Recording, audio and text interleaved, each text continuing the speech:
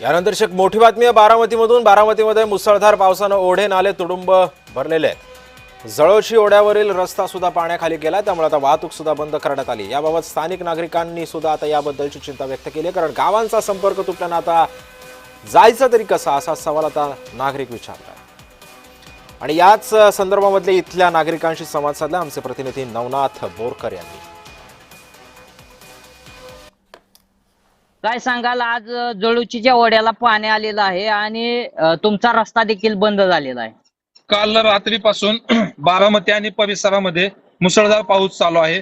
संततधार पावसाची चालू असल्यामुळं बऱ्याचशा घरांमध्ये पाणी गेलेलं आहे। ओढ्या असतील, नद्या असतील, नाले असतील, याला प्रचंड प्रमाणावरती पूर आलेला आहे।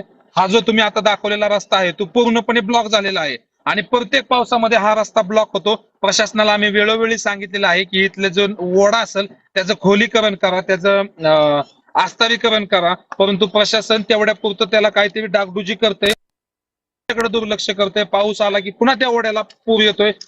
लोकांची येण्या जाण्याची गैरसोय होती। वरच्या भागात पाहायला गेलं तर प्रचंड प्रमाणावरती शेतीतली उभी पिकं आहेत ते आज पाण्याखाली आहेत आणि हे जे पुराची परिस्थिती निर्माण झालेली आहे ह्याला सर्वस्वी प्रशासन जबाबदार आहे।